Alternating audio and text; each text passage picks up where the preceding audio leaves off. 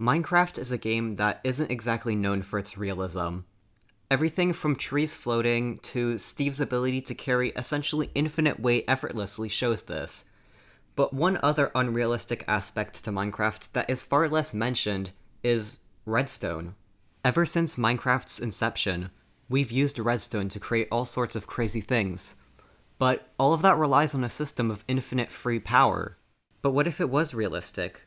What if you did have to manage volts, and watts, and temperature? Well, you would get this. I realized quickly that the only real way to do this would be to take a page out of Big Stone and recreate all the functionality I wanted at a larger scale. So that's exactly what I did. There's new wires with upgraded, improved, and realistic functionality. There's larger wires, there's power generators, because, you can't just have a redstone block that gives out infinite power. It has to be realistic. And there's multiple different outputs that you can give power to. So let's start from the beginning. There's two different sizes of wires, small wires and large wires. Now, I get that this may not, scream small, but look, with the amount of stuff that I had to pack inside, I'm doing my best, alright? These small wires can carry up to 12 watts of power, while these large wires can carry up to 30. Pause. How many of you actually know what volts and watts and amps and all of that are? That's probably not so many. Think of volts as the amount of pressure or force that's pushing electricity through a wire. Higher voltage means the electricity is being pushed with more force, which means that it can go further. And think of amps as the amount of electricity that's flowing through the wire. A high amp system is like a wider river with more water flowing through it. And then watts is very simple. It's just volts times amps. For my system, I used signal strength as volts, and then the number of wires carrying that signal strength as amps. So the small wire has one line that can carry up to 12 signal strength, which means 12 volts at 1 amp, which is 12 watts. And then the large wire is a bit more complicated. It has 3 wires that can each carry up to 15 volts, but the sum of all of the volts being carried cannot be over 30, even though the wire could theoretically carry up to 45. If you ever exceed the wattage limit on either of these wires, here's the large wire for example, something interesting will happen.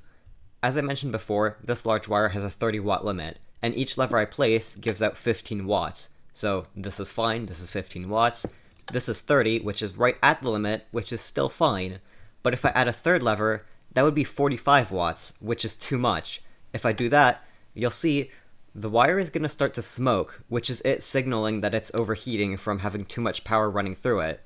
If I remove it back to normal levels, then it's fine, it keeps functioning. But if I leave it at that overheating state for too long, like about 30 seconds, I think, for this wire, then the wire is going to permanently break and no longer function, and then you're going to have to replace the wire that broke. Using Axiom, you can quickly stack all of these wires, and it will carry the signal through all of them. But these wires do have decay, so every wire that the signal travels through will subtract 1 from the total wattage it's carrying. And same thing with the large wire. But to show off the wires carrying a signal, we're going to have to go through the power generators. There's 4 total, 3 intended to be used with the small wires, and 1 intended to be used with the large wires. The solar panel gives out 3 watts of power. Very realistic, I know. But, just like a regular solar panel, it only does that during the day. Now, after I built it, I did realize that my redstone testing world did have the daylight cycle turned off, so that's kind of the entire downside removed. But, oh well, this entire thing is kind of a meme anyway. The next generator I worked on was the biofuel generator. This one generates 10 watts of power, which is significantly more than the solar panel, but it has a bigger downside. As the name implies, it needs biofuel to run, which is stuff like saplings, logs, any organic material. When you throw biofuel into the generator, a 25-minute timer will show up on the side in a moment. There we go. And it will start ticking down. For the next 25 minutes, you have power. But after the 25 minutes are up, it turns off, so you have to consistently come back and refuel it with biofuel. The next generator I made was the hand crank. This one is kind of a last resort generator when you can't really do anything else for whatever reason, you just jump on it and it produces power. 1 watt to be precise. All 3 of those were intended for use with the small wires, but this one is the big one, the one for the large wire. It's the coal generator. Similarly to the biofuel generator, you need to refuel it every once in a while. But it's a little bit more complex, as you might be able to tell.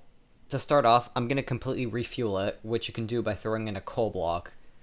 After that, the fuel gauge will start to rise, as you can see here, and it will slowly rise all the way to the top. Now it's producing power. As you can see over here on these comparators on the side, it's giving out power.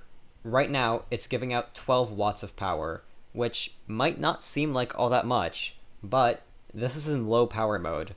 It has 2 power modes, low power mode, as you can see right here, and high power mode. Now it's producing 27 watts of power, which is a lot more, but to compensate, it has some more annoying features. First, in high power mode, the fuel drains twice as quickly as in low power mode.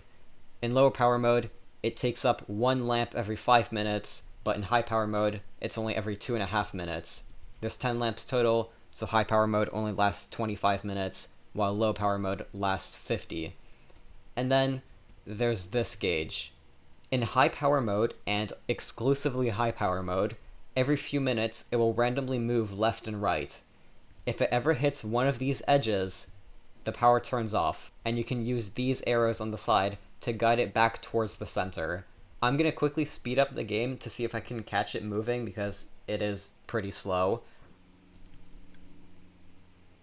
Okay, there we go, finally it moved. You can see now I can use the arrows to guide it back towards the center. And realistically, this takes a very long time to reach the edge. Like, honestly, maybe I can just do a time lapse of it moving. That might be cool.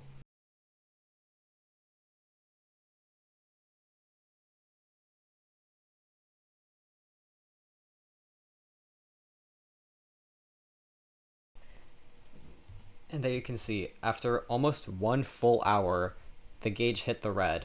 We got kind of lucky there, where it mostly just moved back and forth a little bit. If you're unlucky, it can just make a beeline straight for one of the sides in like 15 minutes, but on average, it's not going to do that, and it can sometimes take multiple hours to reach the side at normal speed. Next, before we cover anything else, there's 2 other small components to cover. This right here is the circuit breaker. When you jump on it, it'll turn off or let the power go through.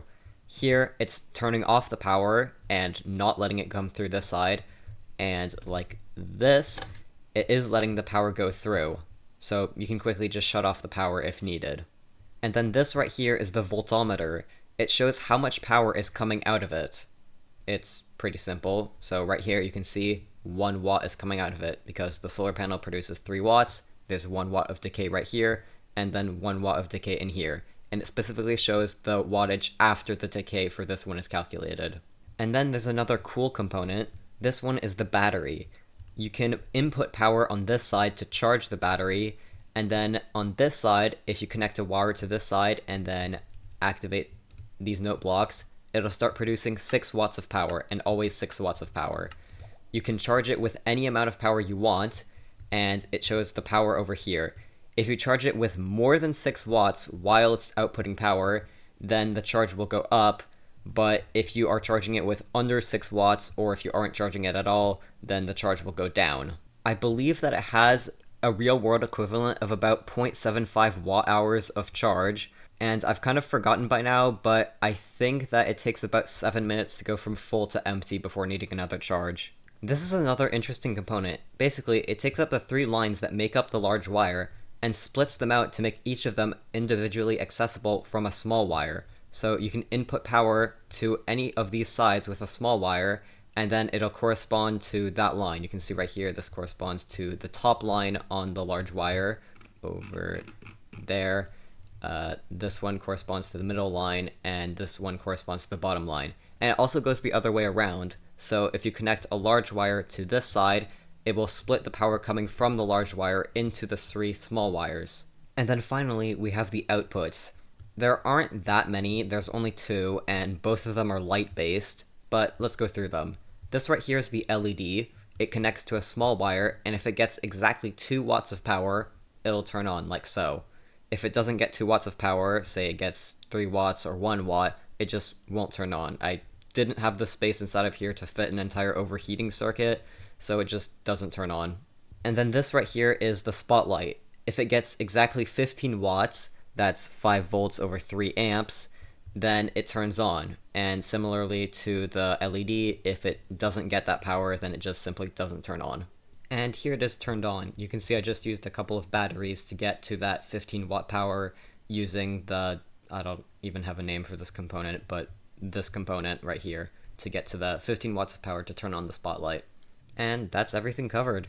I am well aware that this is not a very complete system or even a particularly well balanced system, but I mean, this isn't really supposed to be used. This is just a funny thing that I decided to do. So that's all I have. Thanks for watching.